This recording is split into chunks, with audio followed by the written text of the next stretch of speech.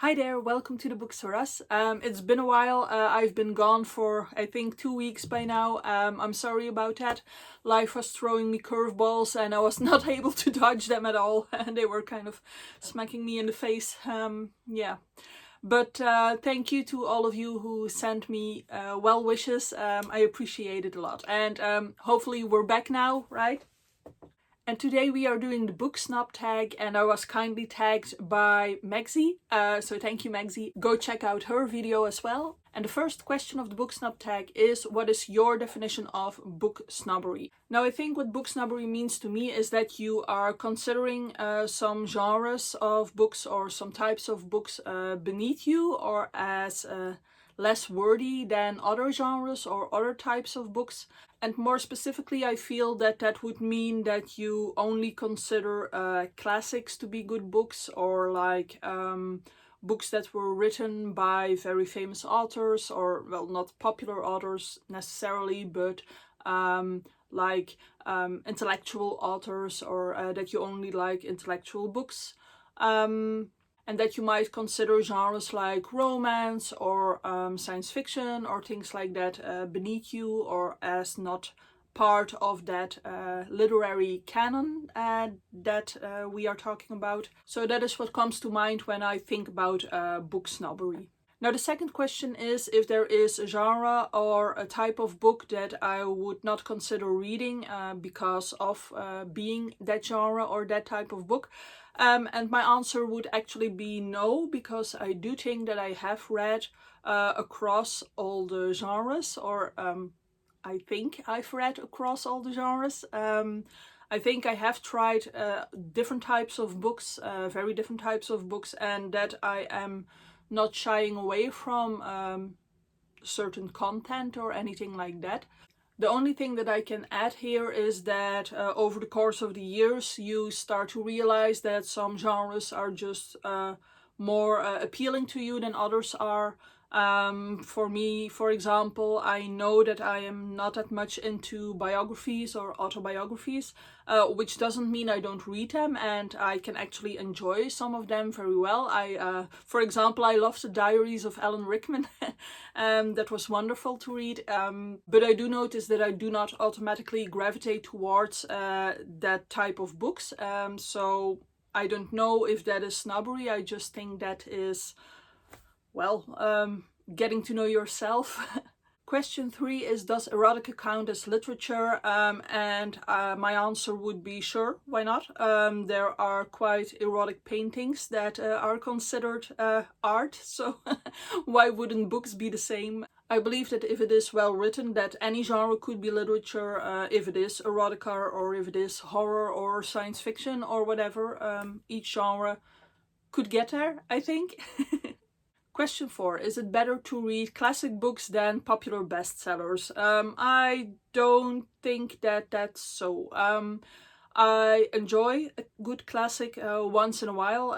There are a lot of classics that are classics for a reason, because they were really good books, but just as well there are a lot of classics that are really hard to get through, and I'm not too sure that we should just like them because they are classics. And on the other hand, popular bestsellers might be popular bestsellers for a reason as well. I'm thinking about like The Song of Achilles, which was a big hit on booktag on TikTok. And I loved that book. I really enjoyed reading it. So I do know that there are a lot of bestsellers out there that aren't particularly my cup of tea, but I try to read them, and you know, sometimes it is a hit and sometimes it is a miss. But the same goes for the classics to me. So no, I appreciate reading a mix of both. 5. Have you ever bragged about reading a classic in order to sound smart? Honestly, I think I have, but in a particular setting. I have this one friend, it's a high school friend, and he loves reading as well.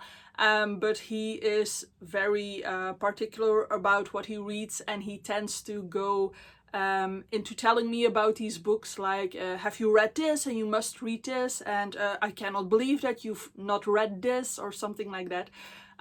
So I do think that once in a while I try to get a bit back at him, sort of, by saying, oh, but I've read this book, and I cannot believe that you haven't read it. But it's not necessarily to brag about what I've read. It is more like to shut him up sometimes. Question 6, do audiobooks count as reading? What about comics and graphic novels? My answer is yes, they count as reading. Because you are just, with audiobooks, for example, you are just getting the story through a different sense. And I don't think that there should be discriminated against not reading it with like your eyes. If you are ingesting the story, if you are appreciating the story, then that's to me the same as reading it on paper or on a Kindle or whatever. Because I am also a huge fan of the tradition of storytelling, and I think that there are magnificent storytellers out there. So if you have an audiobook with a very good narrator, someone who has a magnificent voice or something like that, I do think that it is very enjoyable to read a book that way. And if you are talking about comics and graphic novels, then yes, I do consider some of them actual literature. Especially in the graphic novel area, I think there are magnificent things to be found. And the combination of the artwork with the actual text can lift the text sometimes. I do believe in that. So yeah, to me, audiobooks as well as graphic novels are literature if they are well done, once again. 7, have you ever looked down on someone for reading a popular fluff book? I cannot remember that I've done that. I actually teach language to 16 to 18-year-olds, and whatever they read, I am happy that they read. So I'm usually just happy when people read something. It doesn't really matter to me what they read, as long as they are giving things a try. And I do think that if someone reads like a popular fluff book, I believe that the examples here were like a self-help book or something, it could lead to giving them tips on other books that they might enjoy reading. So no, I don't think I did. And if I ever did, I'm really sorry. 8, have you ever been the recipient of someone else's snobbery? Yes, see previous question where I talked about said friend.